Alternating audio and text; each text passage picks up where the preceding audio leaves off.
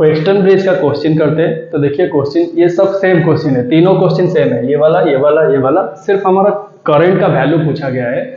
जो करंट हम यहाँ पे फ्लो करेगा उसका वैल्यू निकालेंगे, किस ब्रांच में कितना करंट अमाउंट फ्लो करता है।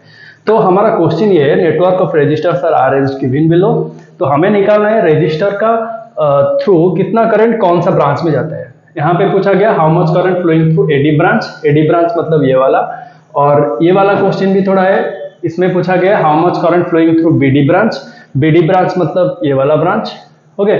और इसमें पूछा गया how much current flowing through BC branch, BC branch मतलब ये वाला ब्रांच। तो ये तीनों ब्रांच में हमें करंट का वैल्यू निकालना होगा, और वेस्टर्न ब्रिज को और किरचॉफ का सेकंड लॉ जो लूप लॉ को यूज करके हमें इसका वैल्यू निकालना होगा, ओके। तो हम कैसे निकालेंगे देखिए, तो इसको हम साइड में कर लेते हैं,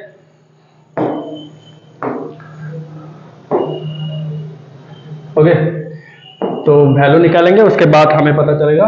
तो देखिए इस वाला फिगर को, ये वाला फिगर पहले समझना चाहिए। इसमें 10 वोल्ट वाला बैटरी लगा है, 10 ओम वाला रजिस्टर। यहाँ पे अगर करंट निकलेगा, लेट द करंट का वैल्यू है I1, यहाँ पे I1 जाता है और यहाँ पे डिवाइड हो गया, इधर चला गया I2 और इधर आ गया I3।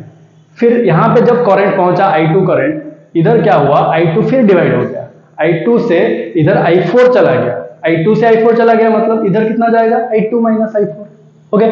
नेक्स्ट, तो यहाँ पे I4 आ रहा है और इधर से I3 आ रहा है, I3 और I4 मिलके इस ब्रांच में चले जाएंगे, I3 I4, और यहाँ पे क्या होगा, इधर सब करंट मिलके फिर I करंट निकल जाएगा, I1 करंट यहाँ पे गया था और सब करंट यहाँ पे मिलके I1 करंट फिर से निकल जाएगा, ओके।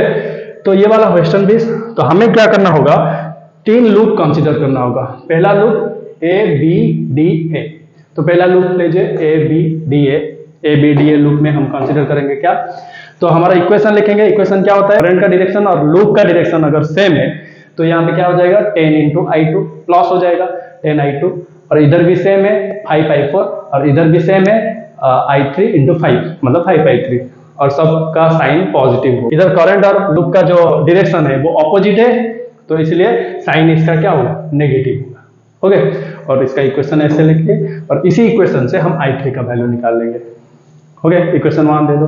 फिर उसके बाद ये वाला लूप कंसीडर करो BCDB, और इसमें क्या करना है, उसी तरह तुम्हारा ये पॉजिटिव आएगा 5 इंटू I2 माइनस I4, और ये आएगा नेगेटिव क्योंकि लूप का डायरेक्शन इधर है और करंट का डायरेक्शन इधर जा रहा है। लूप मतलब ये, इसका डायरेक्शन इधर है, करंट डायरेक्शन इधर जा रहा है, तो नेगेटिव होगा, तो minus I3 I4 into 10, okay. Kirchhoff second law use हो रहा है। और इसके बाद ये वाला भी लूप का डायरेक्शन क्या जाएगा, इधर जाएगा, तो इसलिए तुम्हारा ये भी नेगेटिव होगा, तो ये हो गया तुम्हारा माइनस 5 I4। इधर करंट कितना जा रहा है, I4, रेजिस्टर कितना है 5, तो 5 ये हो गया 0।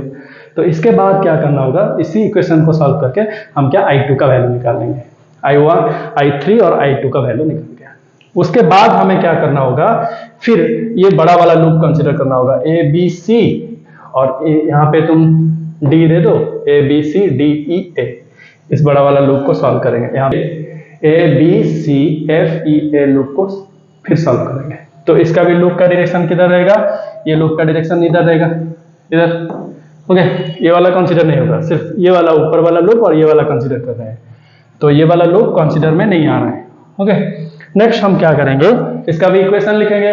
तो इसका इक्वेशन ये हो गया, और इसमें पोटेंशियल 10 वोल्ट, यहाँ पे पोटेंशियल था, इधर दोनों लूप में पोटेंशियल नहीं था, इसलिए पोटेंशियल इक्वल टू 0 वहां पे लेते थे, और यहाँ पे पोटेंशियल 10 वोल्ट है इसलिए इक्वल टू 10 लेंगे, और डायरेक्शन के हिसाब से पॉजिटिव या नेगेटिव लेंगे, तो नेगेटिव से पॉजिटिव जा रहा है इसलिए पॉजिटिव पोटेंशियल इक्वल होगा, ओके। यहाँ पे पॉजिटिव पोटेंशियल हमारा इक्वल हो रहा है, ओके। तो यहाँ पे कंसीडर करो ये वाला सेम डायरेक्शन, करंट और लूप का डायरेक्शन सेम है, तो इसमें क्या होगा, ये पॉजिटिव होगा 10 I2, और उसके बाद ये भी सेम है 5 इंटू I2 माइनस I4, और उसके बाद ये लूप तो कंसीडर नहीं होगा, A B C F E है ये कंसीडर होगा, तो इधर क्या है 10 इंटू करंट कितना था I1, तो प्लस 10 I1, और पोटेंशियल तुम्हारा यहाँ पे क्या है 10 वोल्ट, और लूप का डायरेक्शन क्या है, नेगेटिव टू पॉजिटिव जा रहा है, तो इसलिए हम पॉजिटिव पोटेंशियल लेंगे। तो ये वाला इक्वेशन सॉल्व करके, ओके, हमें ये वाला इक्वेशन निकालना है, ये इक्वेशन 3 निकल गया, ओके। उसके बाद जो 1 और 2 ये वाला इक्वेशन 1 और 2 को सॉल्व करके हम निकालेंगे I3 का वैल्यू, ओके। और उसी इक्वेशन 1 और 2 को सॉल्व करके I3 का वैल्यू निकाल लो, जैसे भी करके I3 को लेफ्ट साइड में रख के सब निकाल लो। इसमें क्या करना होगा, सिर्फ I2 का वैल्यू लेके यहाँ पे पुट कर दो। यहाँ पे I2 का वैल्यू पुट हो गया और उसके बाद I3 का वैल्यू निकल जाएगा, I2 निकलेगा -3I4। ओके, फिर क्या करेंगे, इक्वेशन 4 को लेके 1 में पुट कर लेंगे। यहाँ पे क्या पुट करेंगे, तो I3 का वैल्यू यहाँ पे पुट कर लो 3I4, इसमें निकल जाएगा I2 का वैल्यू।